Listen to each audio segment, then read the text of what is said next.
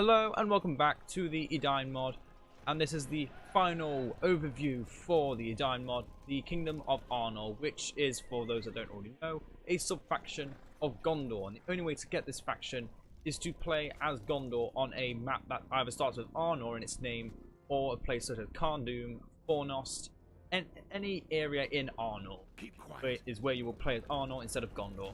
And this is not just this simple unit change, making it look a little more Arnorian. This is a full overview for the for Gondor to make them more of the faction of Arnor.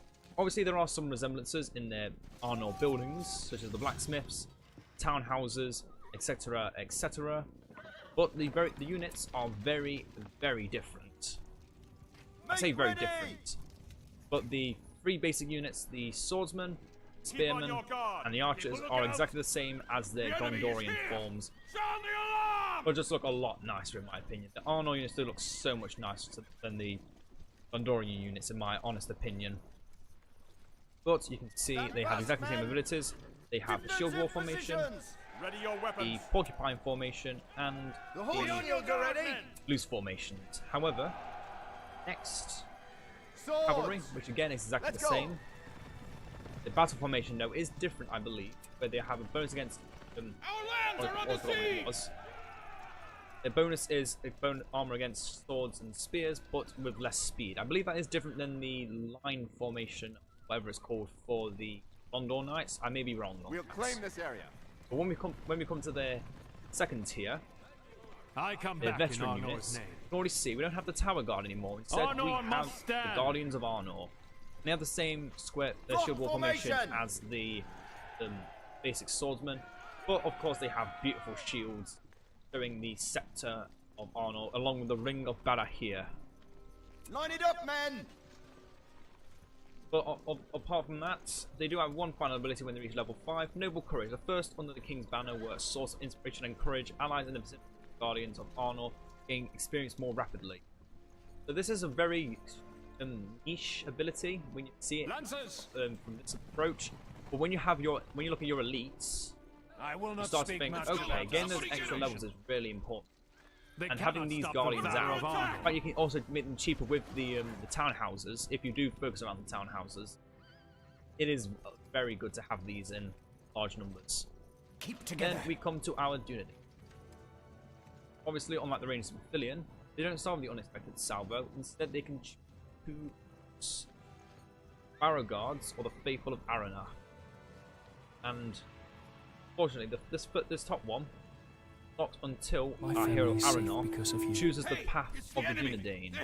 But he has two different options, but we'll come into that when we get to the heroes. So I do have two units of Rangers, I believe. That's one of them died. I believe one of them died. No, it's here. Stay sharp. So this unit we will conceal us. Choose as our candidates for the Barrow Guards. Stay down. Oh yeah, another thing to say, they do have the composite bows which do power your special ability. But the Barrow Guards, unlike the Faithful of Arnor, remain true to their Ranger of Filion form in getting the unexpected salvo, getting their more Cardellani design, looking similar to the hero. They may be near. Their battle armor. Steady. And they get the unexpected salvo ability, which, like with the Rangers of Filion, is shoot doing triple normal damage and revealing hit enemies. So pretty decent attack. And just to show that it looks exactly the same as that. With fire arrows it's a little stronger, but it's not that much stronger. With haste. And we'll wait until Arnor, Man of the West, he's level 7, and start our choice. So now we come to our elite tier. Now you'll notice our elite tier only has one actual human unit, and the others are elves. I'll tell you how you get these very shortly. So firstly, the Palantir Guard are the elites from our barracks compared to the Citadel Guard or Guards of the White City. They can again switch between sword and spear like their Gondorian counterparts, and they also defend the building, which makes the building invulnerable for 30 seconds. So they are exact copy-paste of the Guards of the White City. So unfortunately they aren't really that unique compared to their Gondorian counterparts. but their elites are very Protect the different. House of Elrond. For instead of getting the Guardians of the White City that Boromir can get when he claims the ring, you have various more elites, and instead of the House of Dol Amroth, these are your two options. Stay on guard. Firstly, you get the Linden Guardians, which is exactly the same as those. If I know both these, Rally together, Lancers. you've actually shown off. You can acquire them in Ardris. The Wind Riders you can get from the stables, and the Linden Guardians you can get from these nice buildings, which you are probably already aware of if you've watched the Rivendell overview. The enemy there. And as you can see, we've got Círdan. Together now. When we're talking about Círdan, because he is exactly the same as he is in Ardris, but we'll have a look at what the changes are for this unit. The Banner of Linden, that's exactly the same, but they can no longer immediately switch between their weapons, because that originally was under the military build, constructs in the library. And the advanced above that, the attack formation, which now requires them to be level 5. So level 3 and level 5 gets your swords, and then get a new formation which does more damage but a little less armor and speed. And then comes the Wind Riders, which are again different. The Wind Riders are formidable, unyielding warriors in combat and can never be knocked down or thrown off their horses. So that hasn't changed. I don't believe their abilities have changed either. It's just that they are now, the Legend Slayer is now linked to their level, not to the advanced combat training that Barrage can provide. Which does, of course, add a bit of difference to them compared to the Ardris. Other than that, that's their entire unit roster. There are some more things hidden under here. We'll come to that. Other than that, as you can see, only 4 units we can make from the barracks. Only the archers from the archery range. Settlement ranger tents, exactly the same as in Gondor, except it can make the Edain range instead of Ithilien rangers. But other than the name change, there's nothing different. Arnor, you can recruit from the tents instead of Faramir. So the Blacksmiths are exactly the same. Just their banner doesn't look Gondorian, it looks Arnorian. And then look at the rest of the buildings. There's obviously things like the marketplace, there's stables, which recruits your Arnor Knights, and we haven't actually shown off the shields of Arnor Knights either. Rally together, knights. Have a close look at them as they equip their shields. Our lands And are under there you siege. go. Beautiful Arnorian shields. I have no idea what's going on here, but I'm just going to accept it because it's keeping having to worry about them. Again, the Palantir guards you can only get 3 of. Palace guards, however, you can get as many as you want. Same with the Fountain guards. And you got your pikemen and your soldier archers, showing them off. The basic outposts, you can get any of your buildings. Stonework, I don't think I actually showed in the Gondor overview, but let's have a quick look at it now. Annoying stonework improves armor of wall towers. Get the siege materials when a building is destroyed, you get refund cost of it, and the battle tower upgrades increases the damage of your defensive structure. However, it does not directly give fire arrows. Again, you have to purchase them separately once you have the fire arrow upgrade, which is locked behind here, which most people forget about because you only have the Arnor archers from the archery range. Other than that, in settlements, again, you can get the farms, tents, and the Linden watchtowers. These are a nice split between elves and men. And then the outpost, so the border stronghold of Dol Amroth, you get the Imladris stronghold. And it looks very nice. You get 4 upgrades, very similar to the border stronghold, except of leadership bonuses with the banners, and Moat, I don't believe is... No, it is. Instead of the healing fountains, or the houses of healing, I believe it was called, and the oil casks, you have fountain anvils, which reduce the cost of armor, which again is an actual bonus on top of the blacksmith debuff. You can really get upkeep. You can get upgrades really cheaply late game as Arnor. In fact, the cheapest you can actually get them cheaper than Isengard would be able to. You'd think they would be able to have the cheapest upgrades. Then obviously there's the Crystal Moat, that's obviously of the Lava Moat, of the Tall in Gorhof, and then the Mystic Fountains, which is exactly the same as how they act in Imladris strongholds. or enlarges fortresses. They heal anything around them, but they also decrease the revival time required for Glorfindel, which you can get from here. And I can happily announce we have the original Glorfindel. His powers are what they should be, and he is in his armor, or the armor that he should be in at this stage.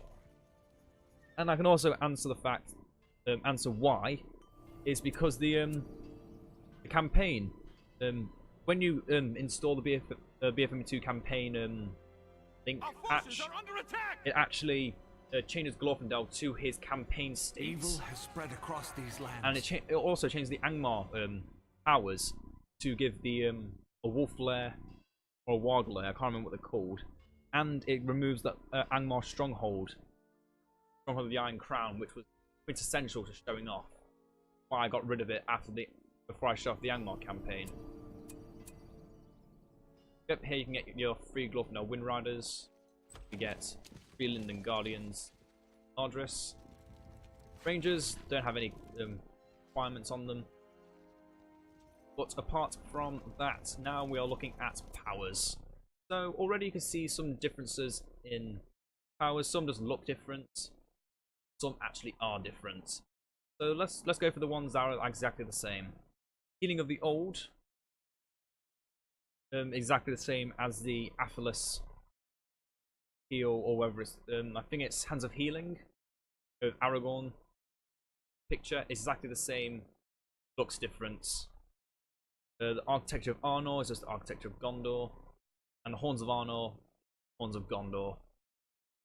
The Arrow Volley is the same, Lone Tower is the same, and that's it. Oh wait, and some of the Great Eagles.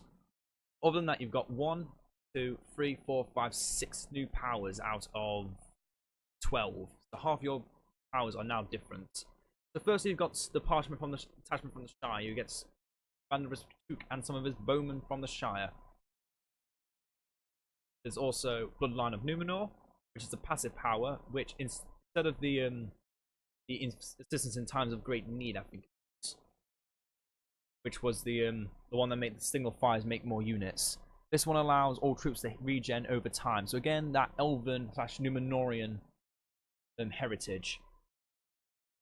Then instead of Cloudbreak, you've got the Northern Star. The light on the Northern Star brightens the night. It acts the same as Cloudbreak, but it gives an attack and damage, damage and armor boost. And then this power I think is quite fun to play around with. Swords of Westerness. Equip a unit with Swords of Westerness. These blades protect their bearers from magic, poison, and the elements, and lend them strength to face all kinds of enemies. Particularly powerful versus Ringwraiths and Barrow-wights. So yeah, this power is very unique in the fact that it targets one unit to become even stronger and break their limits. And the last 2 powers, I'm only going to show off one of these because I did have to harass my opponent a lot just to make this very easy. But we have the Downfall of Andor, which is a flood made to focus entirely upon units, similar to the flood of Imladris. Instead of the horses, it's just basically how Eru washed away all of Numenor. Summons a giant flood wave which washes away all enemy units. And then finally, the Army of Gondor summons King Edain and his troops from Gondor to help Arnor. You actually get to see Gondor units with Arnor units. That's what really makes me love this sub-faction more than just Gondor base. Your mother used to... Obviously, having heroes of elves and men is also a nice touch as well. So now I've got the 10 power. We're going to show off the Army of Gondor. Before we do, let's have a look at our heroes. So our scout hero is Carthian, and he represents, from Gondor, Pippin. Except he is probably a lot stronger than Pippin. But like Pippin, he can switch between a ranged and a melee attack, although he is focused mainly on his ranged attack being a ranger. So the Hobbit. His ability, instead of Curiosity of the Fool, is the Lone Watchman. And this creates a tent. And this is a permanent tent. It can be destroyed, but your opponent cannot see them. The only siege equipment landing a shot in the area will be able to destroy them, or just an AoE attack. Obviously, because it's a building, it doesn't suffer things from like damage over time effects, unless it's fire. There's a very cool effect that is pretty strong in its own regards. Next is Resolve. Although his home was lost a long time ago, Carthian continues to fight against the growing shadow. He gets increased attack speed and movement speed, and its life generation is twice as fast when he's out. So this is actually a inside and out of combat attack. And obviously, similar to how he is in the Angmar campaign of BF the Witch King, he is very fast and nimble. He's more than willing to kill anyone that there's stand between him and his people. Next is his ability, Carthian's companions. Recruits some of the Rangers of Arnor to serve as hill guards and protect his home. So you require this passive ability to turn your Rangers into Barrow guards. So immediately there's the fact that your Rangers require your 2 Ranger heroes to be high level, actually making use of them, which I do find quite fun. So it actually makes you want to focus on upgrading those heroes even more. So his final ability, Stray Arrows. Carthian orders his troops to bring down a veritable storm of arrows in enemy territory. Arrows are distributed randomly on enemy attack sites and go up to 8 rounds down. I don't actually remember how good that ability is. Stay quiet. And more importantly, what it looks like. I'm fairly certain it's just many arrow volleys. I could be very wrong on that. It won't take long to get into that level either. Here's the scout hero, so he levels it very quickly. Next we have Malbeth, which is our version of Denethor. Unlike Denethor, he is not corrupt in what he does. For he does not use the Palantir to see, instead he has visions. For he was one of the Numenorians granted the ability of foresight. So his first ability, instead of glimpsing into the Palantir, is vision. Malbeth has a vision and reveals a big part of the map for 30 seconds.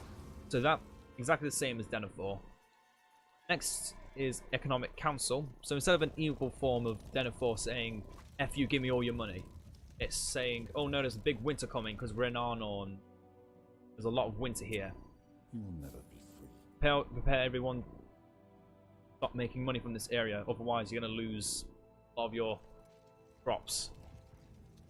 Being Malbeth again, being a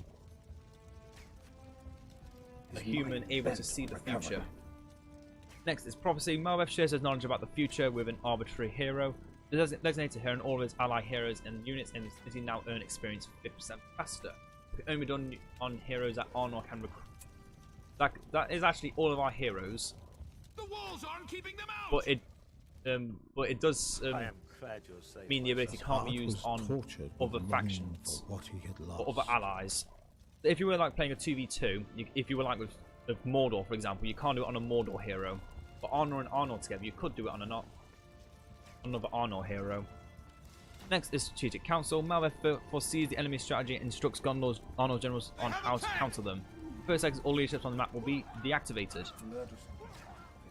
You can see all those glows should disappear, but oh well. Keep up the attack. That's why I don't like Carthian being in melee, because he's as aggressive as a haldir. His slow, sneaking way, mile But its by final mile, ability, step Captain of the by Seer. step. Malbeth now summons twice as many troops on the field, and there's a chance to make a captain, which gives damage and armor to nearby units. So exactly the same as Denethor in that ability. The only differences is these two. His ability here can change, similar to Denethor's ability. His sight acts exactly the same, gives him more levels, and the Economic Council is just a rehash of Trying to help you. Denethor's ability. Next is the Father of the King, Aliphant. And he starts with a nice, interesting power, which shows that unlike Boromir, because he is meant to show off, he is meant to be the opposite of Boromir of Gondor. He plays the role of the leader of the meek, and actually makes him a lot stronger. So he focuses mainly on swordsmen, pikemen, archers, and cavalry by giving them additional bonuses. But you can only have one of these active at a time. So similar to or it's his name. Imrahil's ability. But this is at tier 1. And he also gets the rider mount at level 3. Level 5. Units in the target area will receive honor from the Crown of Arnor and will fight with more enthusiasm. The target is gaining permanent resistance to fear and knockback. That's just a nice aura around there. As you can see, is is unlike the We're under attack. evil aura of the Nazgul, of a blessed aura. They're attacking the encampment. Next, Arafan equips a troop of Arnor with heavy armor and forged blades. So if you're having trouble paying for forged blades and heavy armor, there you go. You find a way to help a unit get a forged blades and heavy armor. Then finally, defensive strategy. Arafan orders a pair of Palantir guard to guard the selected structure. Does not work on the stronghold and the linen stronghold and the outpost city. It will work on anything else. So in a way, Arafan is actually a mix of both Beregond and Boromir. It's Gollum. Somebody get him. Don't worry, I'll sort out Gollum eventually. But no. Aranarth is the mix between Boromir and Faramir. Arafant is similar to Beregond, but more unit focused than building focused. Now looking at Aranarth, we'll look at him in his prince form. The time will first. come when the Dunedain regain this. So in this form, banish evil from he these acts lands forever. as his prince form before Fall of Arnor. So obviously he is the son of Ardui. In this form he can mount at level 5. I believe that's actually, I'm fairly certain that's not at level 5 he can mount and dismount. He just has that to start with. I may be wrong, I may be very, very wrong.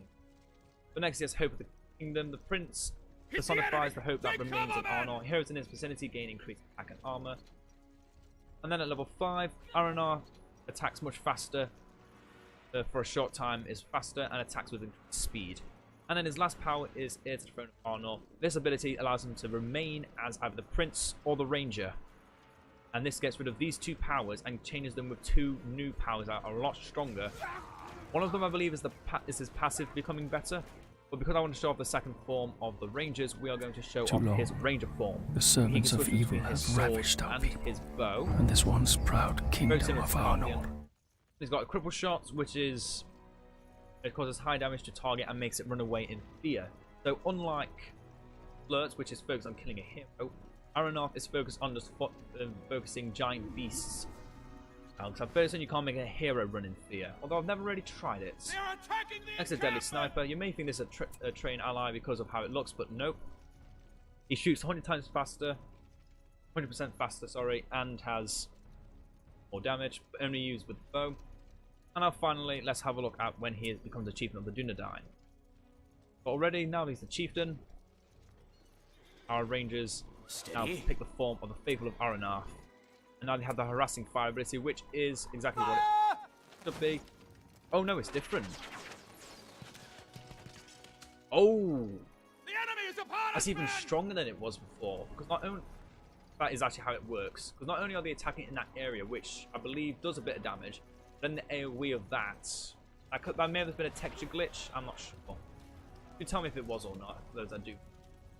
What is it? Anyway, back to Ardui. His cripple shot remains the same, as does his Deadly Sniper. As I said before, once he chooses his path, he gets two new powers unlocked to him. His first one is Athelas. As the leader of the Dunedain, Aranarth discovers the curative effect of Athelas. Nearby heroes will be healed. You'll think, why is this at level 7? That's because at level 7 he can make his choice. So obviously this is his choice of the Dunedain. He can use Athelas. Take some rest. And then he gets Arrow Barrage. Aranarth shoots several volleys of arrows at the target area, which dealing small damage but throws knock down enemies. So very similar to Legolas's rain of arrows, but actually knocks back enemies as well. So that makes Aranarth very, very valuable when he becomes his Dunedain form. In his Prince form, I believe he gives an extra bonus to units, and he becomes stronger in melee, and as well, he can upgrade buildings, I believe. Either recruit faster, have a bigger garrison, or I don't know. I don't actually remember. I'll have to show it off in the future.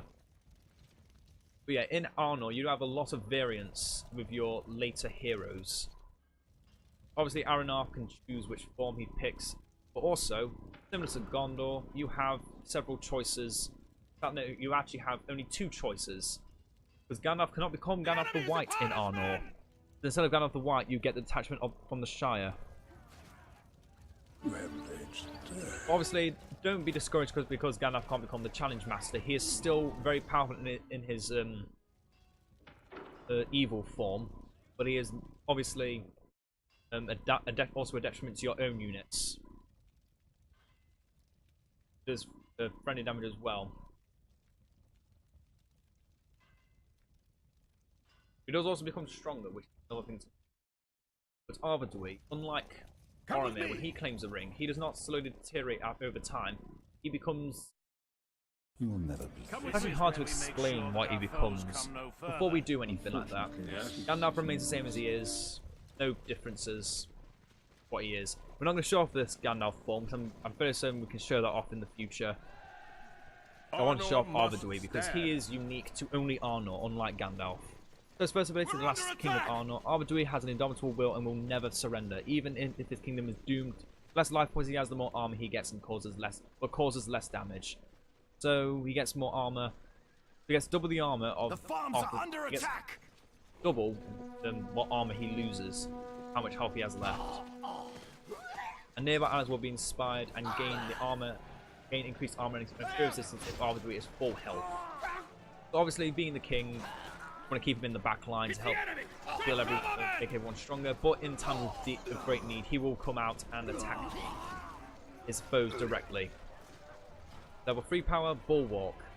Arvedui uses shield to knock down his enemies, will temporarily knock back, gain increased armor. So that's just another shield bash, similar to Zafragor. Forward! But it comes a lot quicker, and it's not as devastating to other units.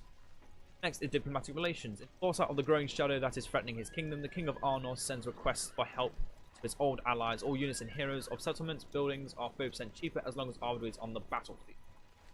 Our lands are under They siege! changed that, because that feels really strong. Oh, wait. I've just realised what that says. That means Círdan, Linden Guardians, and the Dunedain are cheaper. I don't believe that makes the Wind Riders cheaper. Which is slightly unnerving. We must take the So fight next to is Keep them. Standing. Arvedui encourages the troops to fight on no matter their injuries. The enemy is Infantry in here. the area will Sound be the healed alarm! and gain experience and gets 50% armor for a short time. So it's a train allies, a heal, and an armor boost. That's really strong. And then as his level final power, veterans of Arthedain. For a short time, Arvedui summons experienced veterans to the battlefield. And now, let's just start hunting for the creature golem. As you can see, yep, this acts exactly like Cloudbreak, but it's also a boost to experience, boost to attack and armor to all of your units. And now let's show off Vanderbrust to the Bull Roarer. Now, he isn't too special, but he does have his conceal ability. He can throw stones. But as he is the man who invented golf, with a golf swing which can attack an enemy from range, good for killing troll masters, I will admit, and does a lot of damage. A target enemy unit or hero receives damage and is knocked down. He is a quite powerful hero destructing character, but again, being a hobbit, he's not going to win any prizes for being good. The enemy is near. They may be near. Forward! Where are you, Gollum? I know you're somewhere up there. We will go Stay for quiet. reinforcements. I must be In fact, vigilant. if necessary, I'll just make up some Watch more this area. towers. Gollum, somebody get him! Oh, Stay found you. quiet. Where are you? You're there. They may be You're near. there. We Attack! must make a stand. Almost sent to some of the army of Gondor, which just looks like this. It's not as awesome looking as the Isengard's Unleashed power, but to be honest, can you actually beat that in design? It's just so cool looking. Design-wise, there's nothing that can beat the look Watch of. this area. Oh, I should probably keep Gandalf away because if he accidentally claims a ring, I can't show off what Arvedui looks like. Advance! But yeah, Arvedui, when he becomes... Let's actually try and read it from here. Arvedui takes one ring and is increasingly seduced by its dark power. He accepts massive losses in battle to find the worthiest soldiers, and his new abilities support heroes while weakening normal units. So he becomes more like an Angmar general than a... He becomes more of an Angmar hero than a Arnor hero, in the fact that he's willing to sacrifice his own men to bring out the best in his people. Obviously, it's not as evil as self-sacrifices, but you'll soon see, massive debuffs in your weaker units. Judgment of the Ring Carrier. Arvidui proudly takes the ring for his own. Due to the vast powers of the ring, he desires to become far more than a normal king. Therefore, he further promotes the elite of Arnor while neglecting common soldiers. Nearby heroes receive double armor and damage, while normal troops lose armor and damage. So the normal troops are what I was mentioning in the beginning, the troops that Araphants can upgrade. So the swordsmen, the pikemen, the archers, and your cavalry. They are no longer useful to you. He only accepts the Dunedain, the Palace Guards, the Palantir Guards, and the Elves of Linden and Imladris. Everything else is non-important to him. Arnor must stand. So next Forward! is a very powerful, not powerful, March but very order. fun to look at. He doesn't even care about his own guys anymore. Inviolable. They are attacking the Inviolable, sorry. Oh no, oh wait, what? March order. Oh, he gives debuffs to his guardians as well. Men of Arnor. It's actually hard to tell. We must take the So yeah, this fight ability to them. is what takes over his Shield Crush ability. Now, he crushes Forward. everyone aside. He doesn't Advance. care about Come with anyone. me. Forward. The enemy is Yep. near. Sound the alarm. Advance. In Arvidui's eyes, no one is important. Come with me. Or at least not March order. as important as he is. And I must admit, I've actually seen the time where you actually had I've actually seen a video where someone sets up an entire army and it makes the entire game lag. Just this ability making everyone get knocked down. But it was in Edain 3.8, and it does look a lot nicer in this. Then he gets the King's Demand. Using his new laws, King Arvidui forces a farm to give anything it can to the king for his personal benefit, whether the farm can afford it or not. Receives some experience, but the farm generates no resources for 30 seconds. That's a good way to get Arvidui up to his level 10 state, if he's not already there. If he is, don't use this power. It just stops you from making resources, which you may need in the late game. Then you've got Sorting Out. Arvidui separates the weak from the strong. All heroes on the map receive 25% armor, damage, movement speed, experience gain, and ability cooldown rate. But all troops, 25% on all attributes as well. Decide whether to support your heroes or your troops' ability duration is equal to the cooldown. So it is just thinking of, would you rather support your troops or would you rather support your heroes? In most cases, in this time in the game, you want to be focusing on your heroes as not as much as your units. And then finally, Malbeth's Prophecy. By the command of Arvidui, Malbeth prophesies a dark fate for an enemy hero. The hero is discouraged by this and can no longer recharge abilities or gain experience. That's a ring hero power right there. That's something that anyone should. This evil place shall be unmade. With that, that is all of Arnor. Not really too much to show off. Let's now show off what we've got in store for us. The Witch King must be defeated. Very similar in size to the Isengard's Unleashed power, but all these units are not upgraded. They're not as good. Of course, you get Tower Guard, you get Knights, everything else in between. Prepare for battle. And then you have Sharpen your Edain. swords. You can mount. He's a Weapon Master. He has his King of Gondor leadership, which again only affects the men of Gondor, not actually affect the men of Arnor. And finally, you've got the Virtues of the Ancients. They have enemies fleeing fit. It's just Be on guard. Hit your I can't targets, remember what the keep on your name guard. is. Elendil renamed. Arnor must stand. There are other forces at work in this You'll also Heal notice yourself. they don't last long because this power is more of a last resort more than a like Isengard is Unleashed. Granted, you may think Isengard Unleashed is just a million times stronger because of this, but you have to remember they don't have a hero. They don't have any leadership bonuses because of Until at last I threw having no down my hero. enemy I and stand as your smoked his king. ruin upon my and they are Arnor upgraded. must stand. Oh, wait, no, that's giving them a reason why they're better. It's really out of place. Stand down, you miserable creature. Trying to think of a good comparison here. Get after 100 years.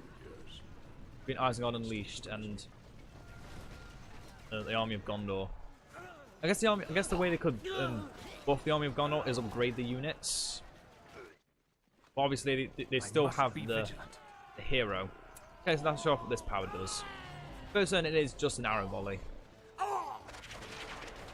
Yeah, it's just about 1 million arrow volleys, isn't it? Yep, it's just... Yeah, this is not meant to use on hero buildings, obviously. See, it doesn't even affect it. He will die. As you can see, Edain, with his nice quote, "You will die," but is exactly the same as he is in Imladris. The higher up he levels up, these towers become bigger. Other than that, that is all of Arnor. And I must admit, because I was able to harass Angmar in the beginning, I did find it a lot easier to get this done because I wasn't harassed by their powers. Yep, that is all of the Kingdom of Arnor, and the last of the faction overviews. Oh, I am... Obviously, I'm relieved. It's a bit sad it's ending like this.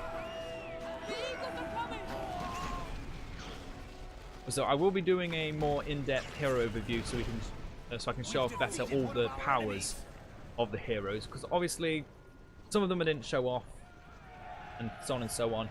However, these overviews will be a long time in the way.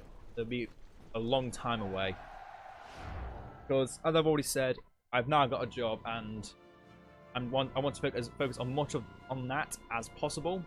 I'm also trying to bring out maybe one video a day at best. If I can't keep up with that kind of schedule, I will have to downsize to like a few videos in a week instead of once a day. But I do hope you enjoyed. I will be bringing out more Edain videos, most likely only in the weekends, whereas weekdays from now will just be all about the Linden campaign for Divide and Conquer. I'm also trying to downsize the videos from an hour to about 40 minutes, just so I have just so it's still impactful and a full video, but so I don't actually focus too much on this and not on my job. So anyway, I hope you all enjoyed. Edain will be back again every weekend, and Linden will be back again on Wednesday, because this video will be brought out on Tuesday, but I'm just recording it on Sunday to get it done. And I am exhausted. I've just spent 4 hours getting 2 videos. I am shattered. Is the nicest way of putting it. So anyway, I will see you all next time, and farewell.